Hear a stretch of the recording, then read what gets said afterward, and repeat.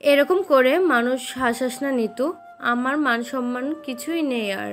আমাকে নিয়ে সবাই হাসাহাসি করছে ওই বাড়িতে। আমার মেয়েটাও বড় হয়েছে। তুই এরকম কাণ্ড করলে এসবের প্রভাব আমার মেয়েটার উপরও পড়বে নিতু। সবাই বলবে এই মেয়ের খালার চরিত্র মোটেও ভালো না। নিতু শুকনো হেসে বলল, আমার কথা তোরা কেউই ভাবিস না আপা, তোরা শুধু তোদের সম্মান সমাজ নিয়ে ভেবে যাচ্ছিস। ঋতু ধমকে বলল, বিয়ের আগে মনে ছিল না এসব? তখন তো নাচে নাচে বিয়ে করে নিলি, এখন আর তো নকরা কিসের? নিতু জবাব দিল না।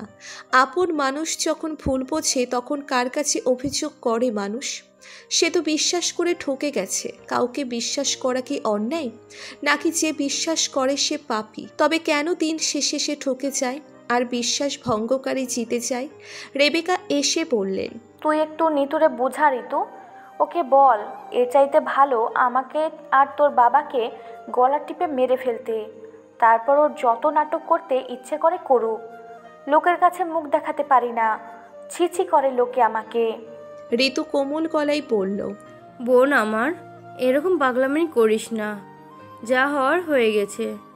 জীবনে এরকম কত প্রঘাত আসবে। মেয়েদের জীবন এরকমই রে বোন, তোরা কেউ জানিস না। কখনো কাউকে আমি বলিনি আমি কি অশান্তিতে আছি। তবুও কি আমি মাটি কামড়ে নেই? বাচ্চাদের মুখের দিকে তাকিয়ে সব সহ্য করে যাচ্ছি না আমি? এসব সহ্য করেই সংসার করতে হবে। তামিম যা করে ফেলেছে তা তো এখন চাইলেই তুই আমি বদলাতে পারবো না। উল্টো অশান্তি বাড়বে এসবে। মা বাবা আমরা কেউ এই সমাজে মুখ দেখাতে পারবো না। সবাই এক নামে তোকে ডিভোর্সি বলবে। তুইও তখন সহ্য করতে পারবি না। নিতু হতাশ হয়ে পড়ল, আমি তো চেষ্টা করেছি, বাবু হবার কথা জানার পর আমি সব ভুলে তামিমের সাথে যোগাযোগ করেছি, কিন্তু ও তো উল্টো আমাকে গালাগালি দিয়ে বলল ওর সাথে যোগাযোগ না করতে। এমনকি আমার বাচ্চাটাকেও ও স্বীকার করে না।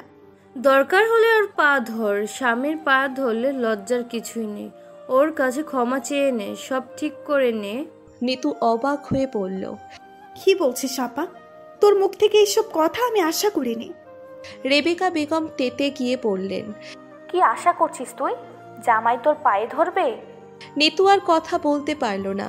এদের সাথে তর্ক করার মুড নেই নিতুর। এমনিতেই শরীর খারাপ লাগছে। বরকত সাহেব বাসায় না থাকার সুযোগে রেবেকা আর ঋতু মিলে নিতুকে সমানে বকাবকি করে গেলেন। পাথরের মতো নিশ্চুপ হয়ে নিতু সব শুনে গেল। পৃথিবীতে কেউ আপন না, এই সত্যটা নিতু ভালো করে বুঝে গেল এই কয়দিনে। সবাই সবার কথা ভেবে যাচ্ছে, অথচ নিতুর মনের কথা কেউ ভাবছে না। কেউ একবার কোমল গলায় জানতে চাচ্ছে না ওর ভেতরে কি চলছে।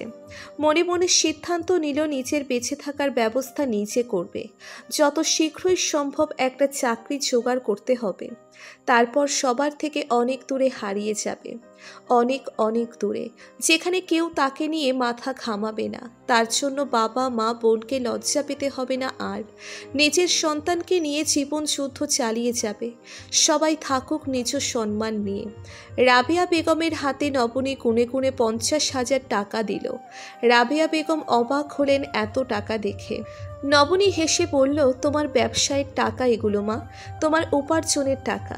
রাবেয়া বেগম মেয়েকে জড়িয়ে ধরে কেঁদে ফেললেন। তারপর বললেন, আল্লাহ তোকে অনেক বড় করুক মা, তোর স্বপ্নের সমান বড় করুক। রাতে খাবার সময় বেতনের টাকা নিয়ে নবনী বাবার হাতে তুলে দিল, নিজের জন্য 5,000 টাকা রেখে। নবনী দেওয়ার পর রাবেয়া বেগম তার 50,000 টাকা নিয়ে লজ্জিত মুখে স্বামীর হাতে তুলে দিলেন। হাশেম আলী এত টাকা দেখে অবাক হলেন। রাবেয়া বেগম মাথা নিচু করে বললেন, সারা জীবন আপনি কষ্ট কইরা আমাগোর জন্য টাকা উপার্জন করছেন, আমাগোরে ভালো রাখনের চিন্তা করছেন, কোনোদিন নিজের কথা ভাবেন নাই। আপনার ঘরে আইসা আপনার থাইক্কা যেই ভালোবাসা পাইছি, সেই ভালোবাসা কোনোদিন আমারে অভাব টের পাইতে দেয় নাই। টাকা পয়সার অভাব আপনি ভালোবাসা দিয়া পোষাই দিছেন। অনেক দিনের স্বপ্ন আসিল আপনার জন্য কিছু করি, আপনার মুখে যাতে একটু হাসি ফুটে। স্বপ্ন বাস্তবকরণের উপায় জানা ছিল না। আল্লাহ আমার মাইয়ারে দিয়া সেই স্বপ্ন পূরণ করে দিছে। আপনার না খুব শখ ছিল কুরবানি দেওয়ার? এই টাকা দিয়া কুরবানি দিবেন আপনি। হাসিম আলীর চোখ পেয়ে জল গড়িয়ে পড়ল। জীবনে এত বেশি সুখ সৃষ্টিকর্তা তার জন্য রেখেছেন তা তিনি কখনো ভাবেননি। সিদ্ধান্ত হলো সবাই মিলে গ্রামে যাবে ঈদ করতে। রাবেয়া বেগম ভীষণ আনন্দিত হলেন গ্রামে যাবার কথা শুনে। নবনী মেঘকে জানালো গ্রামে যাবার কথা। শুনে মেঘের মন খারাপ হয়ে গেল। নবনীর সাথে কথা শেষ করে মেঘ বাবা মায়ের কাছে গেল। 1 ঘন্টার রুদ্ধদ্বার বৈঠক শেষে শফিক আহমেদ হাসিম আলীকে কল দিলেন। অত্যন্ত বিনীত হয়ে বললেন, ভাই সাহেব, আমরা চাচ্ছি কাল দুপুরে নবনী আর মেঘের বিয়েটা সেরে ফেলতে। অনুষ্ঠান ঈদের পর করব। ঘরোয়াভাবে বিয়েটা হয়ে যাক, আমাদের 2-4 জন মানুষ নিয়ে। আপনার কাউকে বলা থাকলে বলে দিন। হাসিম আলী জিজ্ঞেস করলেন, এত তারা কেন ভাই সাহেব? মেঘের ইচ্ছে ভাই, ছেলে কথা ঈদের আগেই বিয়ে করবে। আমিও তো ভাবলাম শুভ কাজে দেরি করে কি হবে। আমি সবার সাথে কথা বলে দেখি ভাই সাহেব। নবনী সব শুনে মেঘকে কল দিল। মেঘের সোজা জবাব, তোমার গ্রামের সেই অ্যাক্সিডেন্টের কথা তুমি ভুলে গেছো, আমি ভুলিনি নবনী। আমি চাই না সেকেন্ড টাইম এরকম কিছু হোক। বিয়ে হয়ে গেলে যখন প্রয়োজন আমি তোমাকে প্রোটেক্ট করতে পারবো। এখন তো তা সম্ভব না নবনী। আমাকে ভুল বুঝো না, আমি তোমাকে নিয়ে কখনো 1% রিস্ক নিতে চাই না। তুমি আমার কাছে সব কিছুর ঊর্ধ্বে। নবনী নির্বাক হয়ে গেল। এই আকাশসম ভালোবাসার মর্যাদা সে দিতে পারবে তো? এই মানুষটা আজীবন এরকম থাকবে তো? আনন্দ বেদনা নিয়েই মানব জীবন। সুখ এবং দুঃখ মুদ্রার এপিট ওপিট। চাইলেই আমরা জীবন থেকে দুঃখ মুছে দিতে পারি না। দুঃখ না থাকলে কি সুখ পাখির মূল্য মানুষ বুঝত? একটা সময় প্রচণ্ড কষ্ট পাওয়া নবনী আজ যেমন সুখের সাগরে ভাসে, তেমনি একটা সময় প্রচণ্ড ভালোবাসা পাওয়া নিতু আজ কষ্টের সাগরে হাবুডুবু খাচ্ছে। জীবন আসলেই অদ্ভুত। এক রাতের শর্ট নোটিশে বিয়ে ঠিক হয়ে গেল।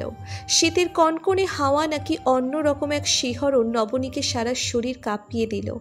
নবনীর সারা শরীর থরথর করে কাঁপতে লাগলো। স্থির হয়ে দাঁড়াতে পারছে না নবনী। আনন্দ, আবেগ, উত্তেজনায়, ভয়ে নবনীর দম বন্ধ হবার জোগাড়। ক্ষণে ক্ষণে নবনীর পুরো চেহারার রং বেরং হয়ে যাচ্ছে। চুল খুলে নবনী বসল চুলে তেল দেওয়ার জন্য। সেই মুহূর্তে ফাল্গুনি এলো হাতে করে 2টা মেহেন্দির টিউব নিয়ে।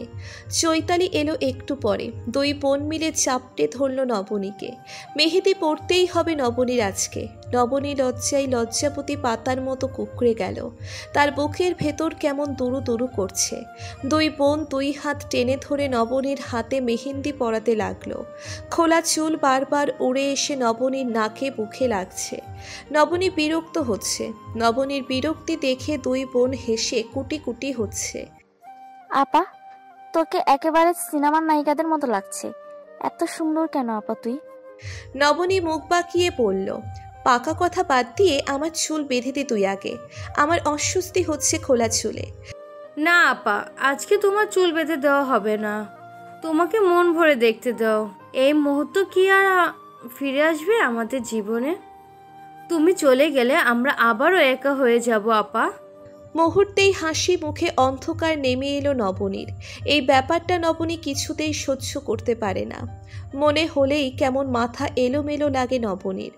একবার সব ছেড়ে দিয়েছে, এখন বুঝি আবারও চলে যেতে হবে। বাবা মা ভাই বোন এদের সবাইকে ছেড়ে আবারও যেতে হবে অন্যের ঘরে। বুকের ভেতর একটা ঝড় বয়ে গেল। এত উত্থান পতন কেন এক জীবনে? মেয়েদের জীবন এত অসহ্য যন্ত্রণাদায়ক কেন? জন্ম থেকে যাদের কাছে বেড়ে ওঠা, যারা ছিল সবচেয়ে আপন, যেই ঘর ছিল একান্ত আপন, সেই ঘর একদিন ভীষণ অচেনা হয়ে যাবে। আজ থেকে 20 বছর পর এই ঘরকে আর নিজের ঘর বলতে পারবো না। এই ঘরের মানুষেরা একদিন ভীষণ অচেনা হয়ে যাবে।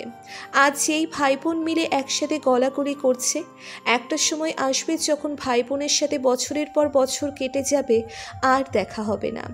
একই শহরে থেকেও সময়ের অভাবে কেউ কারোর সাথে দুদণ্ড মন খুলে কথা বলতে পারবে না। নিজের সন্তানের মতো করে যেই ভাই বোনকে বড় করে তুলেছে তাদের সাথে আর দেখা হবে না। এই ছোট্ট ভাই বোনেরা একদিন বড় হবে, জীবনের তাগিদে একজন একদিকে চলে যাবে। এই যে ভাই বোন সবার মিলন মেলা বসে, এই মিলন মেলা কি আর বসবে? এই চাঁদের হাট একদিন বিলুপ্ত হয়ে যাবে। আহারে জীবন, বৈচিত্র্যময় জীবন। সাব্বির দরজার সামনে দাঁড়িয়ে নবনীর দুটো ক্যান্ডিড ছবি তুলল, তারপর হোয়াটসঅ্যাপে পাঠিয়ে দিল মেঘের কাছে। এই প্রথমবার মেঘ নবনীর ছবি পেল। আকাশি রঙের জামা পরে এলোমেলো চুলে যেন রূপকথার রানী বসে আছে। সাব্বিরকে টেক্সট দিয়ে বলল, এর জন্য তুমি স্পেশাল একটা ট্রিট পাবে আমার তরফ থেকে। সাব্বির রিপ্লাই দিল, ট্রিট চাই না ভাইয়া, আমার আপা কাঁদছে, অনুরোধ করছি এই কান্না যেন আমার আপার শেষ কান্না হয়। আপনার কাছে যাওয়ার পর আমার আপার মুখ থেকে যেন হাসি না ফুরায়। মেঘের ভীষণ ভালো লাগলো বোনের প্রতি ভাইয়ের এই ভালোবাসা দেখে। পৃথিবীর সব ভাইয়েরাই বুঝি এমন হয়, বড় হোক বা ছোট, বোনেদের জন্য বুকের গভীরে একটা আকাশ পরিমাণ ভালোবাসা পুষে রাখে পরম যত্নে, যেমন করে মেঘ পুষে রেখেছে মেঘলার জন্য। সাব্বির রুমের ভেতরে গিয়ে নবনীর চুল বেঁধে দিল একটা হেয়ার ব্যান্ড দিয়ে। অনেকক্ষণ ধরেই খেয়াল করছে অবাধ্য চুলগুলো বড্ড জ্বালাতন করছে বোনকে। সামান্য একটা কাজ, অথচ নবনী নিজেকে সামলাতে পারল না আর হু হু করে কেঁদে উঠল। কান্না একটা ছোঁয়াচে রোগের মতো, বিশেষ করে আপন জনের কান্না। আপন মানুষের কান্না দেখলে সবারই দুই চোখ ভিজে যায় নিজের অজান্তে। বুকের ভেতর দুঃখের নদীতে জোয়ার ওঠে। নবনীর কান্নাও সেভাবে ছড়িয়ে গেল ভাই বোনদের মাঝে। একে অন্যকে জড়িয়ে ধরে কাঁদতে লাগলো। আড়াল থেকে সেই কান্নার সাক্ষী হয়ে রইলেন হাশেম আলী আর রাবেয়া। দুজনের চোখ ভেজা, বুকে হারানোর যন্ত্রণা, তবুও সন্তানের সামনে গেলেন না। ভাই বোনের ব্যাপার, ওরা নিজেরাই সামলে নিক। হাশেম আলী ফিসফিস করে বললেন, আমার ঘরে চন্দ্রটা বুঝি অন্য ঘরে চইলা যাব নবনীর মা। আমার ঘর অন্ধকার কইরা দিয়া আরেক ঘরে আলো দিব।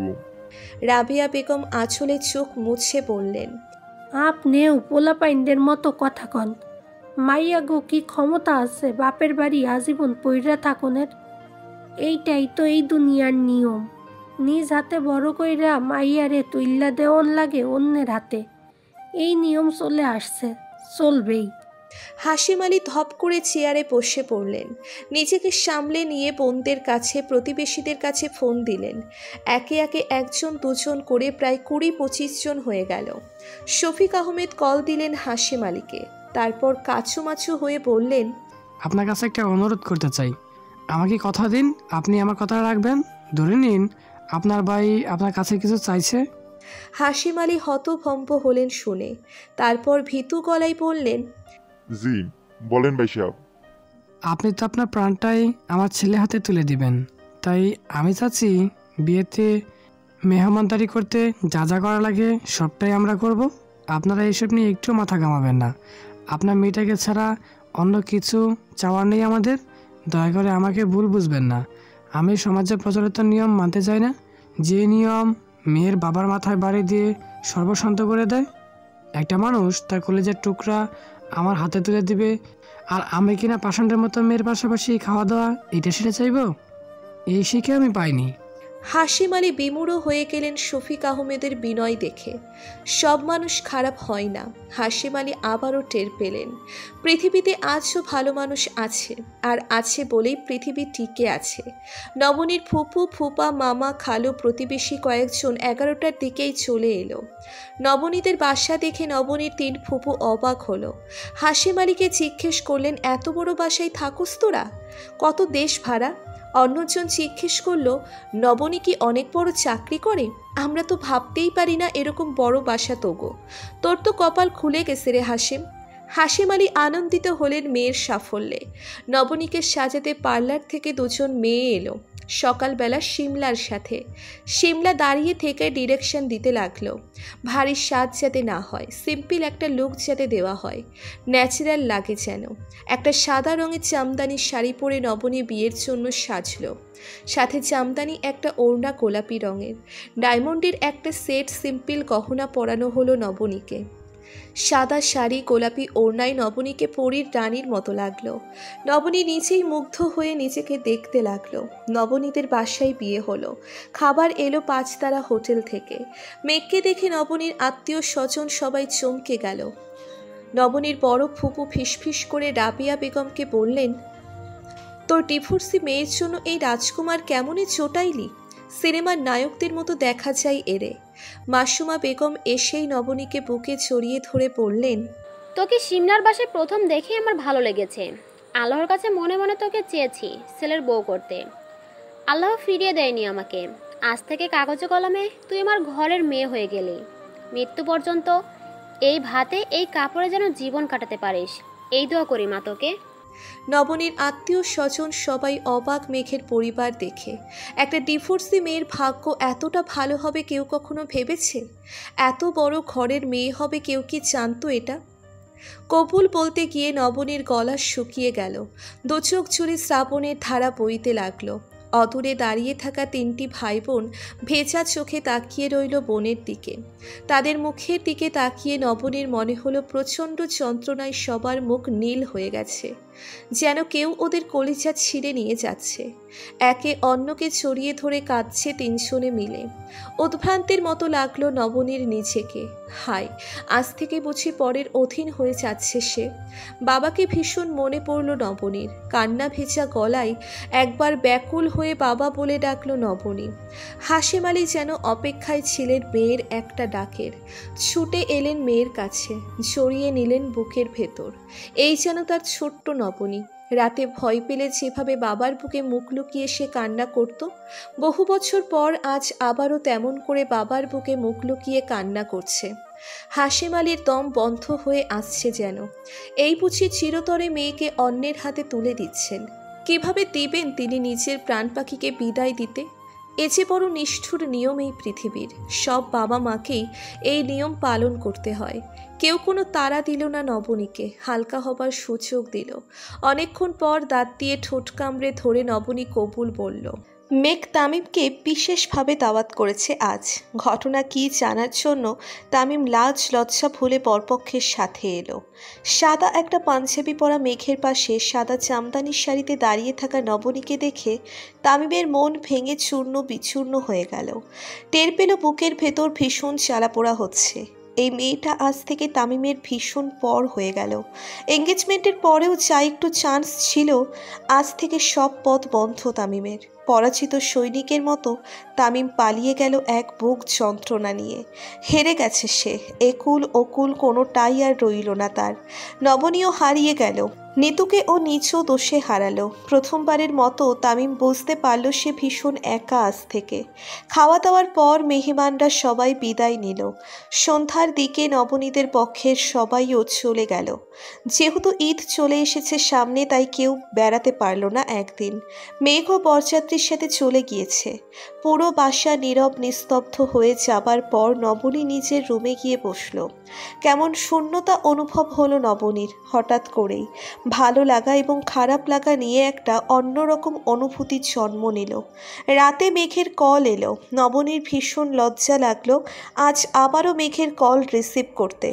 আজ থেকে এই মানুষটা নবনীর স্বামী, নবনীর একান্ত আপন লোক। নবনী কল রিসিভ না করায় মেঘ মেসেজ দিয়ে বলল, আজ থেকে তো আমার সাথে বের হতে কোনো ভয় নেই নবনীতে। আমি অপেক্ষা করছি, নেমে এসো। আজ আমরা পুরো শহর ঘুরব। তাছাড়া তোমাকে একটা চুমু খাওয়া বাকি আছে। এতদিন প্রেমিক ছিলাম বলে কখনো এই আবদার করিনি। আজ তো বৈধতা পেয়ে গেছি, তাড়াতাড়ি আসো।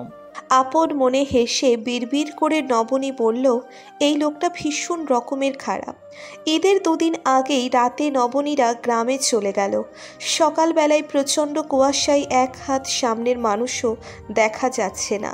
একটা হলুদ রঙের চাদর পরে নিল নবনী। তারপর ভাই বোন সবাই মিলে বের হলো হাঁটতে। নবনীর ভীষণ ভালো লাগছে। কত বছর পর সে গ্রামের শীতকাল উপভোগ করছে। ভেজা ঘাসের উপর দিয়ে হেঁটে যাচ্ছে যাচ্ছে নবনী। শিশির বিন্দু পা ছুঁয়ে যাচ্ছে নবনীর। খেজুরের গাছ থেকে রসের হাড়ি নামাচ্ছে গাছ কাটার লোকেরা।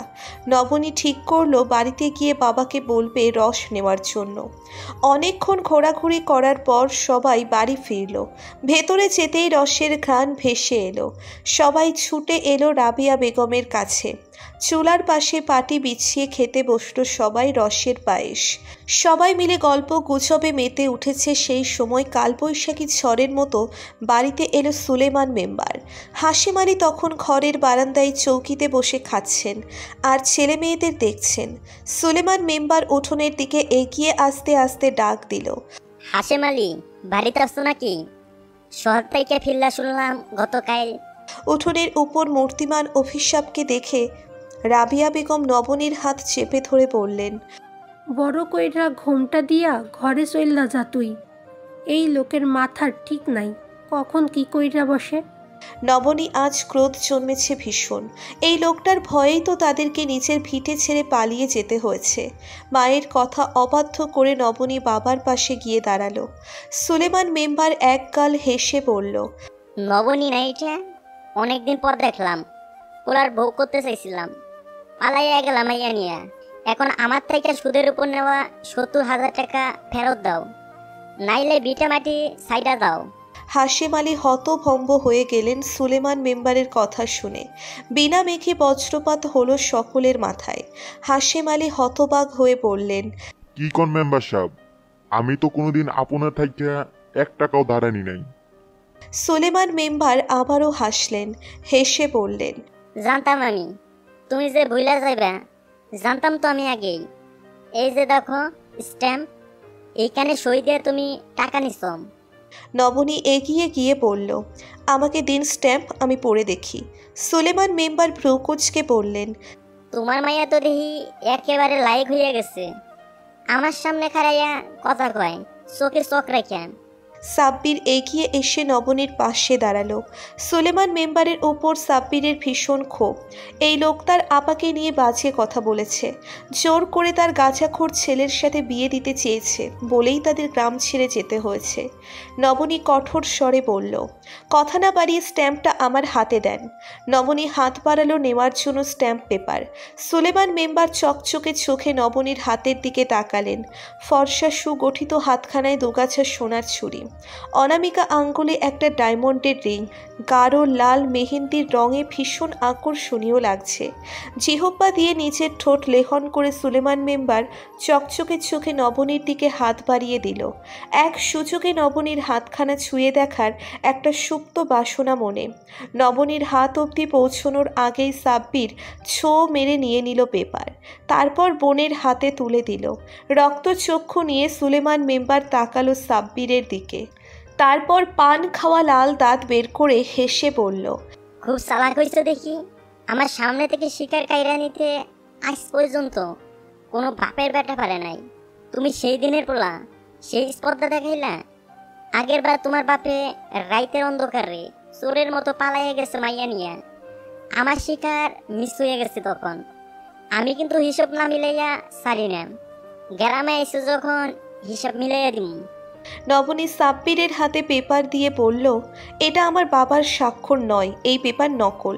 সুলেমান মেম্বার একগাল হাসলেন আবারও, তারপর বললেন, সুলেমান মেম্বারের কাগজ কোনোদিন মিশা হয় না।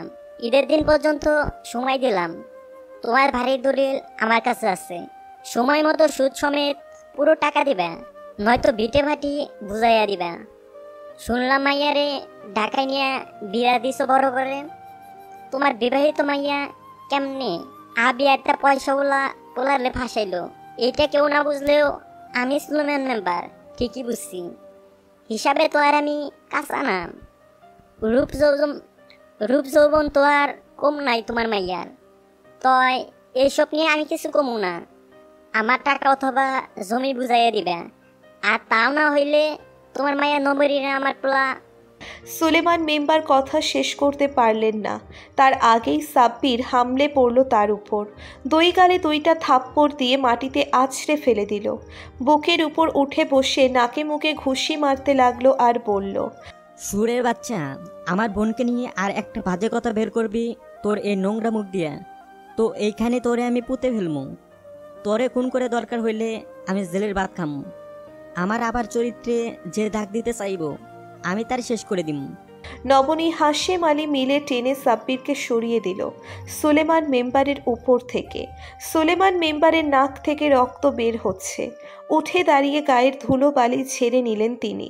তারপর থু করে একদলা থুতু ফেলে বললেন, হাশেম আলী, হিসাব না মিলাইয়া আমি কিন্তু তোমারে গ্রাম থেকে যাইতে দিব না।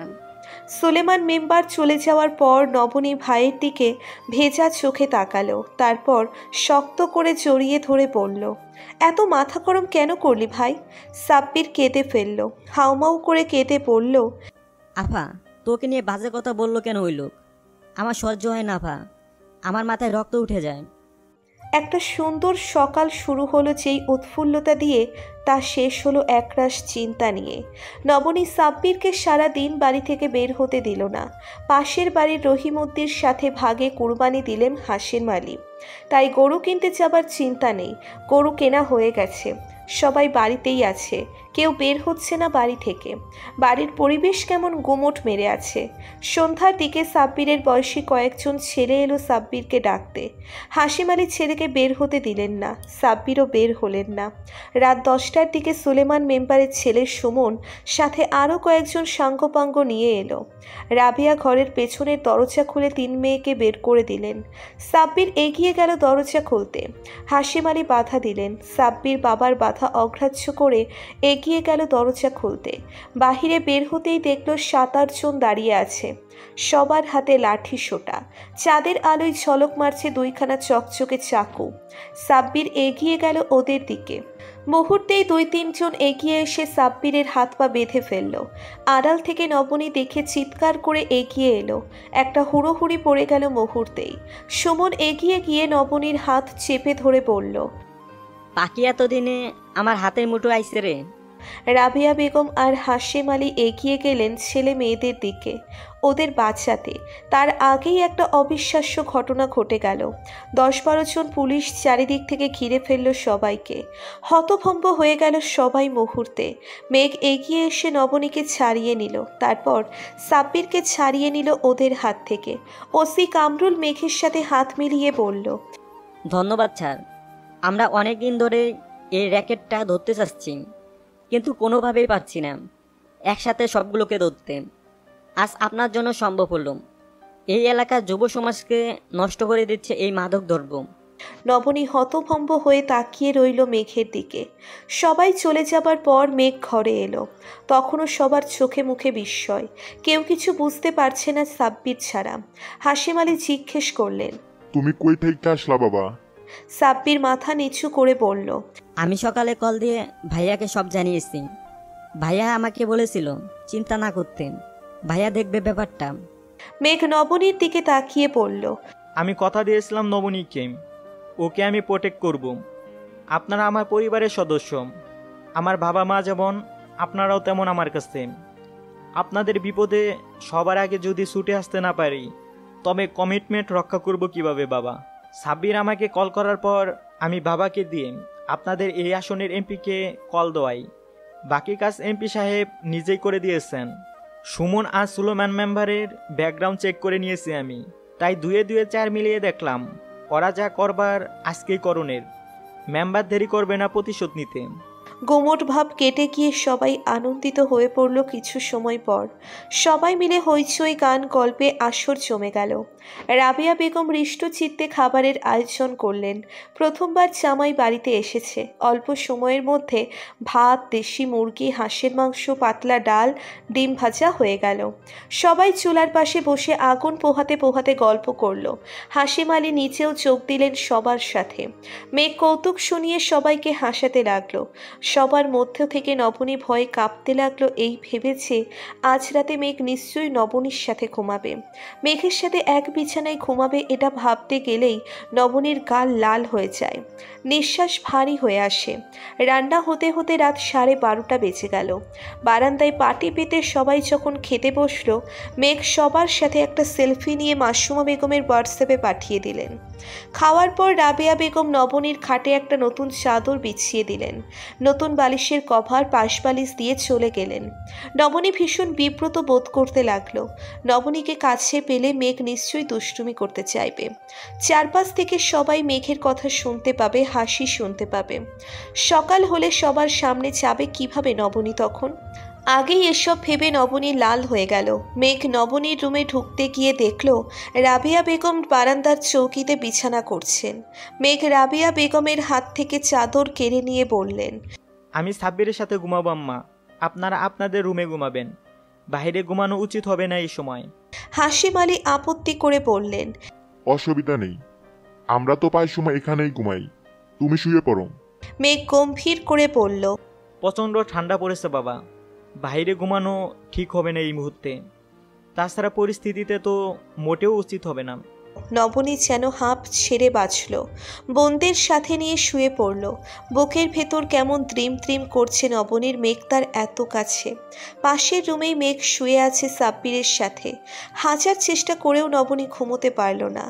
রাত 3টের দিকে মেঘ মেসেজ দিল নবনীকে ওয়াশরুমে যাবে। নবনী চাদর গায়ে দিয়ে বের হয়ে সাব্বিরের রুমের সামনে গিয়ে গলা খাকারি দিল। হুডি গায়ে দিয়ে মেঘ বের হয়ে এলো। ঘরের বাহির হয়ে উঠানের বাথরুমের দিকে যেতে নিতেই মেঘ নবনীকে টান দিয়ে বুকের কাছে নিয়ে এলো। ফিসফিস করে বলল, বিবিজান, বাথরুমে তো যেতে চাইনি, আমার বউকে কাছে পেতে চেয়েছি, এখনো যে আমার চুমু খাওয়া বাকি, দিলে না তো সেদিনও। এই বলে নবনীকে বুকের সাথে মিশিয়ে নিয়ে নিজের 2 ঠোঁট ডুবিয়ে দিল নবনীর 2 ঠোঁটে। পরম আবেশে নবনীকে জড়িয়ে নিল। অবাধ্য 2 হাত ছুটে গেল নবনীর দেহের বাঁকে। লজ্জায় 2 চোখ বন্ধ করে নবনী মেঘকে আরো চাপটে ধরল। এই মানুষটাকে জড়িয়ে ধরতে, এর বুকের সাথে মিশে যেতে কোনো ভয় নেই। এই একান্তই নবনীর মানুষ, নবনীর একেবারে ব্যক্তিগত মানুষ। এক টুকরো মেঘ এসে সেই মুহূর্তে চাঁদকে ঢেকে দিল। এই পরম ভালোবাসার সাক্ষী হলো নীল আকাশ, উত্তরের হাওয়া আর এক আকাশ তারা। অফিসে যাওয়া নিয়ে নবনীর মনে যে সংকোচ ছিল তা এক নিমেষেই দূর হয়ে গেল। অফিসে মেঘ যেন অন্য এক মানুষ, শুধুমাত্র নবনীর বস সেখানে। নবনীর মনে হয় যেন মেঘ তাকে চেনেই না। অফিসে গেলে নবনীর ভালোও লাগলো ব্যাপারটা। অফিসে গিয়েও যদি মেঘ এরকম ভালোবাসা দেখায় তবে সবাই হাসাহাসি করবে আড়ালে। নবনী বলার আগেই দেখে মেঘ সতর্ক হয়ে গেছে অফিসে চলাফেরা কথাবার্তায়। নবনীর ব্যবসায় ভীষণ ভালো যাচ্ছে, তার পেজে বেশ ভালো রেসপন্স পাচ্ছে। গ্রাহকের রেসপন্স দেখে নবনী আরও কয়েকটা প্রোডাক্ট সংযোজন করেছে পেজে। নবনী মনে মনে একটা সিদ্ধান্ত নিল, পেজে 1 লক্ষ ফলোয়ার হলে চাকরি ছেড়ে পুরোপুরি ব্যবসায় মনোনিবেশ করবে। দোচোখ ভরা স্বপ্ন নবনীর নিজের ব্যবসায় একদিন অনেক বড় হবে, একটা আলাদা ব্র্যান্ড হবে, শুধুমাত্র দেশীয় পণ্যের একটা আলাদা ব্র্যান্ড। গ্রামীণ বাংলার হারিয়ে যাওয়া ঐতিহ্যকে নবনী আবারও সবার সামনে তুলে ধরতে চায়। রুমের চারিদিকে ছড়িয়ে থাকা পণ্যের দিকে তাকালে নবনীর বুক ভরে যায় আনন্দে। এদেরকে নিজের সন্তানের মতো মনে হয় তার। মেঘ মাঝে মাঝে নবনীকে এটা নিয়ে খেপিয়ে বলে, আমার সন্তানের কপালে চরম অবহেলা রয়েছে নবনী, তুমি তো আমার দিকেও এরকম মুগ্ধ হয়ে তাকাও না, তোমার সব পণ্যের দিকে যেভাবে তাকাও। নবনী হাসে মেঘের কথা শুনে। মেঘ মুগ্ধ হয়ে নবনীর হাসি দেখে, কি ভীষণ নিষ্পাপ হাসি, হাসলে যেন মুক্ত ঝরে পড়ে। মেঘের মাঝে মাঝে মনে হয় সবচেয়ে সুন্দর হাসির জন্য যদি কেউ অ্যাওয়ার্ড পায় তবে সেটা শুধুমাত্র তার নবনীতা পাবে। নবনী বেশিরভাগ সময় বাবার বাসায় থাকে। মেঘদের বাসায় যেদিন যায় সেদিন যেন উৎসব শুরু হয় তাদের বাসায়। মেঘলাও চলে আসে শৈবালকে নিয়ে।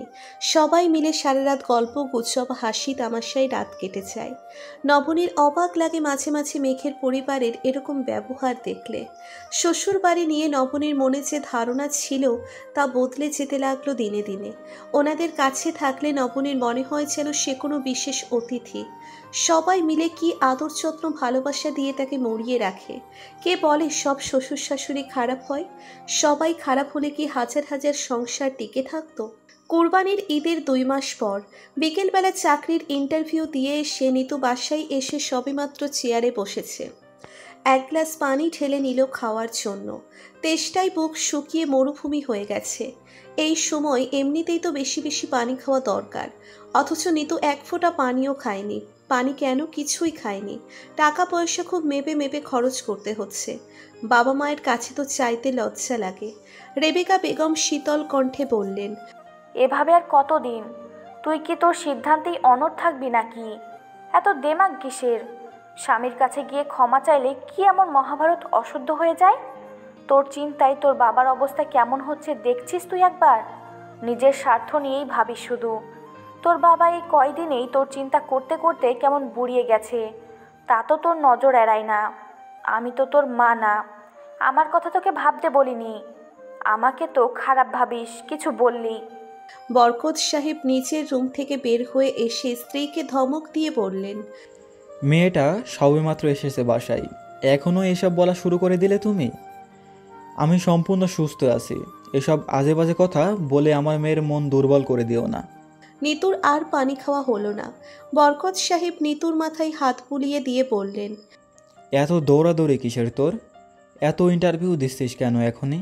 এই শরীরে এত দৌড়ঝাঁপ ভালো না। হাতে তোর টাকা পয়সা আছে, বাবাকে বল, লজ্জা পাবি না। রেবেকা বেগম রেগে গিয়ে বললেন, হাতেম তাই হয়েছে যেন উনি। তুমি কোন কোম্পানির ম্যানেজার? হ্যাঁ, তোমার হাতে টাকা আছে নাকি? ঋতু যে কয় টাকা দেয় তাতে চলতেই তো হিমশিম খেতে হয় আমাদের। নিতু উঠে দাঁড়িয়ে বলল, আমার টাকা লাগবে না বাবা, আমাকে নিয়ে চিন্তা করো না। ক্লান্ত অবসন্ন অভুক্ত দেহটাকে কোনো মতে ট্রেনে নিজের রুমের দিকে চলে গেল। রেবেকা বেগম নিজের চোখের অশ্রু লুকিয়ে বরকত সাহেবের পায়ের পাশে বসে পড়ে বললেন, আমার মেয়েটা এত অভিমানী কেন? মায়ের মনের কথা কেন বুঝতে পারে না ও? আমি তো শুধু এটাই চাই, মেয়েটা আবারও সংসার করুক। বরকত সাহেব মাথা নিচু করে বসে রইলেন। রুমে গিয়ে নিতু নামাজ পড়তে দাঁড়ালো। দুচোখ বেয়ে অঝরে জল গড়িয়ে পড়ছে। সেজদায় গিয়ে নিতু ব্যাকুল হয়ে কেঁদে উঠল। নিজের সব কথা আল্লাহকে খুলে বলল। আল্লাহ ছাড়া কেউ পারবে না নিতুকে বিপদ মুক্ত করতে। কান্না করতে করতে নিতুর চোখ মুখ ফুলে গেল, সর্দি লেগে গেল। পরদিন সকালেই নিতু মেইল পেল তার চাকরি হয়ে গেছে। একটা প্রাইভেট ইউনিভার্সিটিতে অ্যাপ্লাই করেছে নিতু, পোস্টিং ঢাকার বাহিরে একটা জেলা শহরে।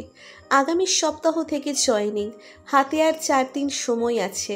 ধীরে সুস্থে নিতু নিজের প্রয়োজনীয় জিনিসপত্র গুছিয়ে নিল। আগামীকালই সে চলে যেতে চায়। বরকত সাহেব সকাল হতেই মেয়েকে ডাকাডাকি শুরু করলেন। চোখ মুখ স্বাভাবিক করে নিতু রুম থেকে বের হলো। বরকত সাহেব মেয়েকে টেনে নিয়ে এনে চেয়ারে বসালেন। তারপর রুটি ছিঁড়ে মেয়ের মুখে তুলে দিলেন। রেবেকা বেগম দূর থেকে একবার তাকিয়ে রুমের দিকে চলে গেলেন। নিতু পেছন থেকে তাকিয়ে মায়ের চলে যাওয়া দেখল। রেবেকা বেগম খাটের উপর বসে শাড়ির আঁচলে মুখ মুছলেন। মেয়েটার সাথে কেমন একটা দূরত্ব হয়ে গেছে। মেয়েটা পারে না তাকে বুঝতে, নাকি তিনি মেয়েকে বোঝেন না। তিনি তো শুধু এইটুকুই চান মেয়েটা যাতে সংসারী হয়, সংসারে ফিরে যায় আবারও। এটুকুর জন্যই তো তিনি মেয়েকে কপট রাগ দেখান। মেয়ে তার বাহিরের কঠোরতা দেখল, ভেতরের মমতা দেখল না। রেবেকা বেগম ভুলে গেলেন যে কিছু সময় মানুষের মন অত্যন্ত বিক্ষিপ্ত থাকে। মন কোনো চুক্তি মানতে চায় না। মনটা যখন আঘাত পেয়ে পেয়ে ছিন্ন ভিন্ন হয়ে যায়, তখন কি আর কারো চুক্তি মানতে চায়? রেবেকা বেগম যদি মেয়ের সাথে সহজভাবে মিশতেন, তবে তিনি জানতে পারতেন 10 দিন আগেও নিতু তামিমের কাছে কল দিয়েছে। একটাবার দেখা করার জন্য কত আকুলি বিকুলি করেছে।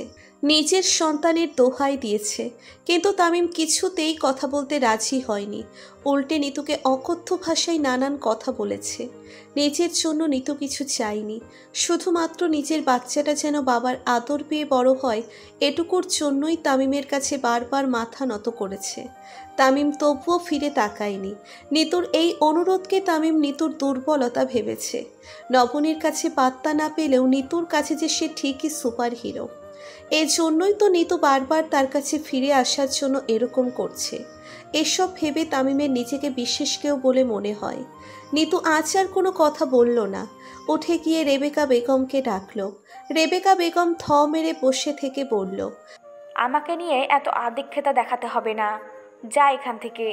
আমাকে বিরক্ত করিস না তুই। নিতু আর কথা বাড়ালো না। নিতু এসে বাবাকে বলল, আমি আগামীকাল চলে যাচ্ছি বাবা, আমার চাকরি হয়েছে। মাকে বলে দিও আমি আর বেশি দিন ওনার ঘাড়ে বোঝা হয়ে থাকবো না বাবা। বরকত সাহেব মেয়ের দিকে তাকালেন। মেয়েটা কেমন নীরব নিস্তব্ধ হয়ে গেছে, কোনো তর্ক নেই, কোনো তেজ নেই, একেবারে শান্ত হয়ে গেছে। বিধ্বংসকারী ভালোবাসা বুঝি তাকে একেবারে শান্ত করে দিল। নিতু শান্ত স্বরে বলল, বাবা আমি আমার সিম কার্ড চেঞ্জ করে ফেলেছি, আমি নতুন নাম্বার থেকে তোমাকে কল দিব। তোমার কাছে আমার একটাই অনুরোধ থাকবে, আমার এই নাম্বার তুমি কাউকে দিবে না, মা আপাকেও না। তামিম যদি কোনোদিন আসে তবে তাকেও না। আমি আমার ঠিকানা কাউকে দিব না, আমার সন্তানকে নিয়ে। এ আমার একার যুদ্ধ। এতদিনে ও যখন তামিম আমাকে নিতে চায়নি, তবে এই চ্যাপ্টার এখানেই সমাপ্ত। আমি ওকে ডিভোর্স দেব না, তবে ও দিলে দিতে পারে। যদি কখনো নিজ চেষ্টায় তামিম আমাকে খুঁজে বের করতে পারে, তবে সেই দিনে আমি ওর কাছে ফিরে যাব বাবা। নয়তো আমার এই একা জীবন সংগ্রাম আজীবন চলবে। আমি তামিমকে সত্যিই ভালোবেসেছি, তার সেই জায়গা অন্য কাউকে আমি বেঁচে থাকতে আর দিতে পারবো না। পরদিন সকালে নিতু রেডি হয়ে নিজের ব্যাগ নিয়ে বের হলো। বাবা মাকে সালাম করে বের হয়ে গেল। বরকত সাহেব হাজারো প্রশ্ন করেও মেয়ের থেকে জানতে পারলেন না কোথায় তার পোস্টিং হয়েছে। পাথরের মূর্তির মতো রেবেকা দাঁড়িয়ে রইলেন। ইদানিং তামিম কোথাও স্বস্তি পায় না। জীবনটা তার কেমন দুর্বিষহ হয়ে উঠেছে। নিজেকে পাগল পাগল লাগে তার কাছে। বাঁধনহারা পুরুষের মতো অসহায় আর কে আছে?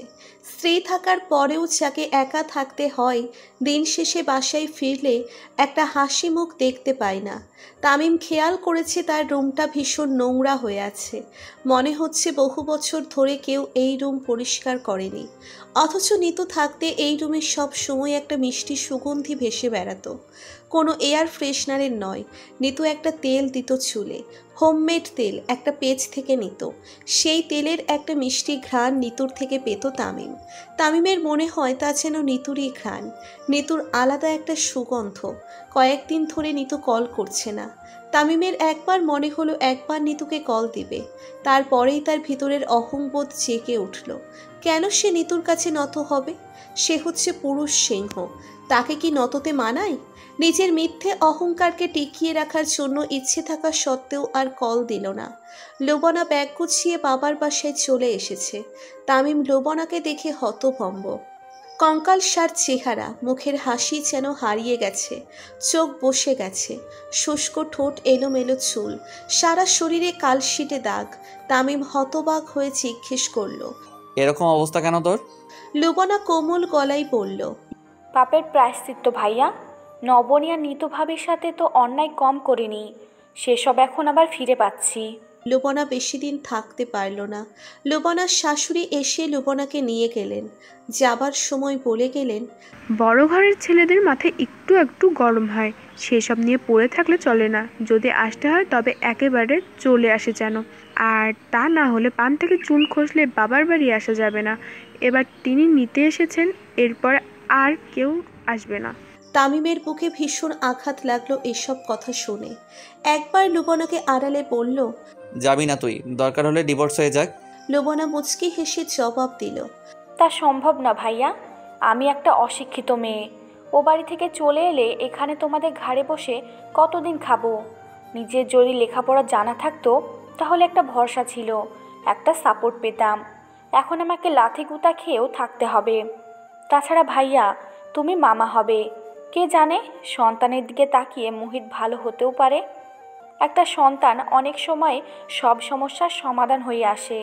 লোবনা চলে যাবার এক সপ্তাহ পর দিশা পালিয়ে গেল একটা ছেলের সাথে। শামীমকে ডিভোর্স লেটার পাঠিয়ে গেল।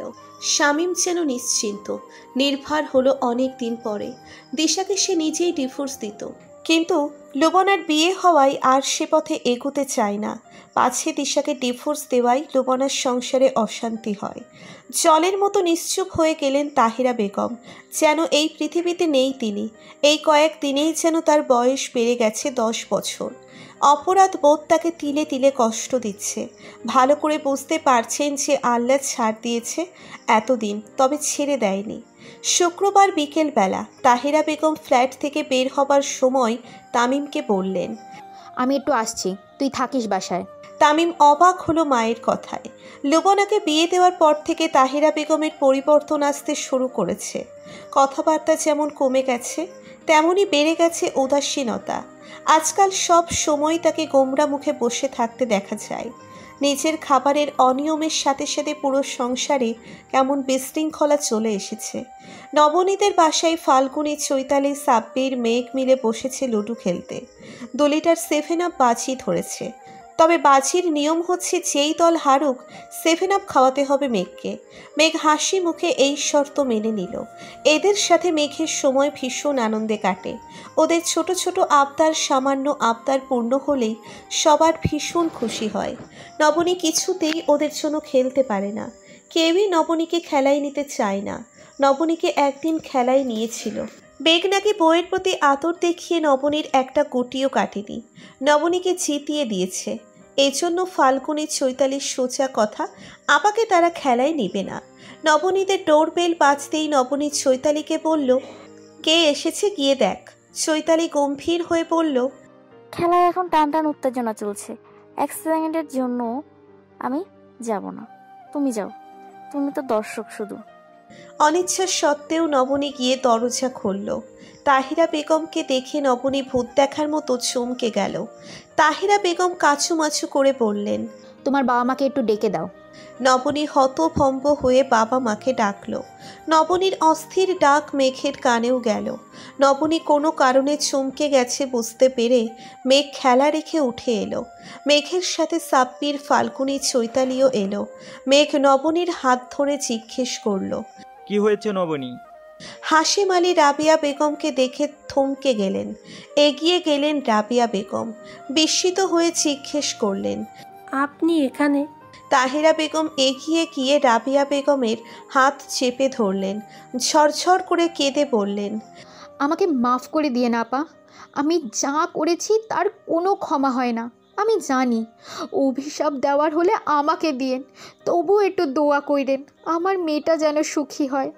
নিজের মেয়েকে বিয়ে দেওয়ার পর এখন হাড়ে হাড়ে টের পাচ্ছি শ্বশুরবাড়িতে মেয়েরা কষ্ট পেলে বাবা মার কেমন লাগে, বাড়ির বউরে উঠতে বসতে অপমান করলে তাদের কেমন কষ্ট হয়। আমার অন্যায়ের জন্য আজ আমার মেয়েটা কষ্ট পাচ্ছে। নবনী মা, তুমি আমাকে মাফ করে দিও। আমাকে কেউ ভালো নেই, আমার সংসার একেবারে ভেসে গেছে। আজ দিন রাত এখন আল্লাহর কাছে মৃত্যু কামনা করি। মেঘ নবনীর হাত শক্ত করে ধরে রাখল। ভাবখানা এমন যেন ছেড়ে দিলেই নবনীকে তাহিরা বেগম ছিনিয়ে নিয়ে যাবেন। নবনী হাতে মৃদু ব্যথা পাচ্ছিল। মেঘের মুখের দিকে তাকিয়ে দেখে মেঘের চোখ মুখ শক্ত হয়ে আছে। কেমন কঠোর দৃষ্টিতে তাকিয়ে আছে মেঘ তাহিরা বেগমের দিকে। তাহিরা বেগম নবনীর সামনে এসে দাঁড়ালেন। নবনীর কেমন যেন অস্বস্তি হলো। এই মহিলার জন্যেই তো একদিন তাকে সংসার ছেড়ে আসতে হয়েছে। তবুও মনে কোনো কষ্ট নেই। চলে এসেছে বলেই তো মেঘের মতো একজনকে পেয়েছে। তাহিরা বেগম মেঘের দিকে তাকিয়ে বলল, এই মেয়েটা ভীষণ লক্ষ্মী বাবা, ভীষণ শান্ত এই মেয়ে। আমি ওর মূল্য বুঝিনি। আমার মতো ভুল করো না বাবা। খাঁটি সোনা পেয়েছ, তাকে যত্ন করে রেখো। মেঘ মুচকি হেসে বলল, নাকের আগায় নিঃশ্বাস যতক্ষণ আসছে এই মেয়েটা ততক্ষণ আমার। এই হাত আমার হাতের মুঠো থেকে আলাদা হবে না। আমি পুরো পৃথিবীকে বলে যাব এই মেয়েটা শুধু আমার ভালোবাসা। সবার কাছে মাপ চেয়ে তাহিরা বেগম চোখ মুছে চলে গেলেন নিজের ফ্ল্যাটে। তামিমের পাশে বসে বললেন, এক জীবনে অনেক ভুল করেছি, অন্যায় করেছি, আজ সব কিছুর ফল পাচ্ছি। অকালে স্বামী হারিয়েছি, আমার শিক্ষা হয়নি। আমি নিজের লোভে আজ নিজের পতন টেনে এনেছি। তুই আর ভুল করিস না বাবা, নিতুকে নিয়ে আয়। তুই যেভাবে পারিস। আমার সংসারের লক্ষ্মীকে আমি 2 বার পায়ে ঠেলেছি, এবার পেলে মাথায় তুলে রাখবো। তামিম কিছু বলতে পারল না। নিজেই দেখতে পাচ্ছে সংসারের ভাঙন। নিতু না হলে কেউ পারবে না এই ভাঙা সংসার আবারও জোড়া দিতে। শনিবার সকালে তামিম নিতুদের বাসায় গেল। বরকত সাহেব রেবেকা বেগমের পায়ে ধরে ক্ষমা চাইল। বরকত সাহেব ভীষণ রেগে গেলেন। তামিম নানা অনুনয় বিনয় করে তাদের কনভিন্স করল। নিতু কোথায় জানতে চাইল। বরকত সাহেব জানালেন নিতুর চাকরি হয়েছে, সে অন্যত্র থাকে, কিন্তু কারো কাছে নিতুর ঠিকানা পেল না। নিতু কিছুতেই নিজের ঠিকানা দিয়ে যায়নি। নিতুর ফোন নাম্বার বরকত সাহেব দিলেও তামিম কল দেওয়ার পর বন্ধ পেল। বরকত সাহেব শুকনো মুখে বললেন, নিতু বলেছিল ও আমাকে কল দেওয়ার সময় এই সিম কার্ড অন করে, কথা শেষ হলে আবার খুলে ফেলে এটা, যাতে কেউ কখনো ওর খোঁজ না পায়, ওর সাথে যোগাযোগ করতে না পারে। এরপর 2 দিন তামিম নিতুদের বাসায় রইল নিতুর সাথে ফোনে কথা বলার জন্য। সোমবার সকালে নিতু কল দিতেই বরকত সাহেব তামিমকে ডাকলেন। কল রিসিভ করে তামিম ব্যতিব্যস্ত হয়ে হ্যালো বলল। তামিমের গলার স্বর পেয়ে নিতু কল কেটে দিল। তামিম কল দেওয়ার পর সুইচ অফ পেল। কয়েকবার তামিম চেষ্টা করলো, কিন্তু কিছুতেই কল গেল না। তামিমের হঠাৎ করে মনে হলো সারা জীবনের জন্য সে বুঝি তার নিতুকে হারিয়ে ফেলল। নিজেকে নিচে ধিক্কার দিয়ে নিতুদের বাসা থেকে বের হয়ে আসলো। নানাভাবে চেষ্টা করেও তামিম নিতুর ঠিকানা পেল না, নিতুর সাথে কথা বলতে পারল না। নিতুর খোঁজ পেল তামিম আরও 6 মাস পরে মেঘের সাহায্যে। মেঘ কিছুদিন ধরে তামিমের চলাফেরা কাজকর্ম খেয়াল করছে। তারপর একদিন নিজেই ডাকলো কেবিনে। কিছুক্ষণ কথা বলার পর তামিম নিজেকে সামলাতে পারল না। মেঘের কাছে সব কথা বলে দিয়ে বলল নবনী যেন তাকে ক্ষমা করে দেয়।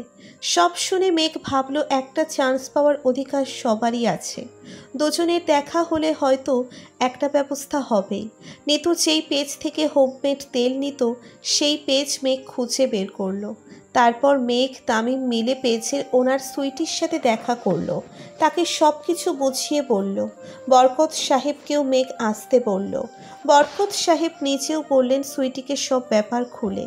অনেক রিকোয়েস্ট করার পর সুইটি সেই অ্যাড্রেস দিল যেই অ্যাড্রেসে সে নিতুর জন্য তেল পাঠায়। 8 মাসের গর্ভবতী নিতুর চেহারা ইদানিং আরও সুন্দর হয়েছে, স্বাস্থ্য বেড়েছে কিছুটা, যার ফলে নিতুকে একেবারে গোলগাল লাগছে। কলেজ থেকে বের হয়ে বাসার সামনে আসতেই নিতু চমকে গেল। বাসার সামনে বড় একটা ব্যানারে লেখা, সরি ঋতু, আমার ভুল হয়ে গেছে। আমার বাচ্চাটার কথা ভেবে না হয় আমাকে একটাবার সুযোগ দাও। কথা দিলাম এবার একেবারে একজন পারফেক্ট বাবা হয়ে দেখিয়ে দিব। তোমাকে কোনো অভিযোগ করার সুযোগ দিব না। নিতুর কেন জানি ভীষণ কান্না এলো। আশেপাশে তাকিয়ে কাউকে দেখতে পেল না। সিঁড়ি বেয়ে 2 তলায় উঠতে উঠতে দেখল সিঁড়ির প্রতিটি ধাপে ধাপে লেখা সরি নিতু। ফ্ল্যাটের দরজার সামনে দাঁড়িয়ে আছে তামিম, শামীম, তাহিরা বেগম, বরকত সাহেব, রেবেকা বেগম। কতদিনের জমানো কান্নারা সবাইকে দেখে হো হো করে স্রোতের মতো বের হয়ে এলো। তামিম এগিয়ে এসে নিতুকে জড়িয়ে ধরল সবার সামনে। আজ আর তামিম কিছুতেই লজ্জা পাবে না। নিতুর রাগ ভাঙাতে প্রয়োজনে নিতুর পা ধরার জন্যেও হুকুম দিয়েছেন তাহিরা বেগম। এই প্রথমবার তামিমের মনে হলো তাহিরা বেগম একটা ভালো কাজের আদেশ দিয়েছেন। নিতু তামিমের থেকে নিজেকে ছাড়িয়ে নিয়ে দরজা খুলল। তামিম ছাড়া বাকি সবার সাথে কথা বলল। তামিম অনেকক্ষণ ধরে উসখুস করছে নিতুর সাথে আলাদাভাবে কথা বলার, কিন্তু নিতু সেই সুযোগ দিচ্ছে না। তাহিরা বেগম এগিয়ে এসে নিতুর হাত চেপে ধরলেন। নিজের সব কৃতকর্মের জন্য ক্ষমা চাইলেন। নিতু সেসব মনে রাখেনি। তাহিরা বেগমের সাথে সুন্দর করে কথা বলল। সব শেষে তাহিরা বেগম যখন বললেন বাসায় ফিরে যাবার কথা, নিতু তখন মিষ্টি হেসে তাহিরা বেগমের অনুরোধ ফিরিয়ে দিলেন। নিজের চোখের জল মুছে বলল, নিজের স্ত্রী থাকার পরেও যে মানুষ আমার সাথে প্রেম করতে পারে, আমাকে পাবার জন্য তাকে ডিভোর্স দিতে পারে, এরপর প্রাক্তন স্ত্রীকে হারিয়ে তার মূল্য অনুভব করে বর্তমান স্ত্রীকে কষ্ট দিতে পারে, শেষ পর্যন্ত নিজের জন্মদাতা পিতা হয়েও আমার গর্ভের সন্তানকে অস্বীকার করতে পারে, তাকে আর যাই হোক বিশ্বাস করা যায় না। আমার প্রেগনেন্সির 8 মাস চলে। আপনার ছেলেকে জিজ্ঞাসা করে দেখুন না, তার কাছে ভিখারের মতো আমি কতবার ফিরে যেতে চেয়েছি, শুধু আমার গর্ভের সন্তান যেন তার বাবার আদর পায় এইটুকুর জন্য, অথচ সে বারবার আমাকে ফিরিয়ে দিয়েছে। এতবার প্রত্যাখ্যাত হয়ে আমি নিজেকে সামলে নিয়েছি। আমার সন্তানের বাবাও আমি, মাও আমি। তামিম নিতুর পা চেপে ধরে বলল, আর একটাবার নিতু, এই শেষবার সুযোগ দাও আমাকে, আর এরকম হবে না। তোমার সব ধারণা মিথ্যা প্রমাণিত করে দিব। আমার কাছে আর একবার ফিরে চলো। নিতু করুণ হাসল, তারপর বলল, তোমার অপরাধ ক্ষমার অযোগ্য। তামিম নিজের সপক্ষে বলার মতো কোনো যুক্তি খুঁজে পেল না। কি বলবে সে? কোন মুখে নিজের সাফাই গাইবে? বিকেলে সবাই চলে এলো। বারান্দায় দাঁড়িয়ে নিতু সবার চলে যাওয়া দেখছে। বুকের ভেতর ভীষণ তোলপাড় হচ্ছে। সবাই চলে গেলেও তামিম গাড়িতে উঠল না। সন্ধ্যার দিকে তামিম আবারও এলো নিতুর বাসার সামনে। নিতু তখনও বারান্দায় দাঁড়িয়ে। তামিম নিচে দাঁড়িয়ে রইল। কিছুক্ষণ পর তামিম নিচু থেকে বলল, আমি এরপর 1000বার তোমার সামনে আসবো নিতু। কতদিন তুমি রাগ করে থাকতে পারো আমি দেখব। তোমার অভিমানের পাহাড় যেদিন গলবে সেদিন না হয় আমার কাছে ফিরে এসো, আমি অপেক্ষায় থাকব। নিতু কোনো কথা বলল না। তামিম অন্ধকারে দেখল না নিতুর দুই চোখ বেয়ে অশ্রু গড়িয়ে পড়ছে। তামিম অপেক্ষায় আছে একদিন এই মান অভিমান শেষ হবে। সেই দিন কবে আসবে কে জানে। আরে আরে কই যান আপনারা? একটা লাইক দিয়ে যান। এত কিপটামি করেন কেন? একটা লাইকই তো দিবেন। প্লিজ প্লিজ প্লিজ একটা লাইক দিয়ে যান।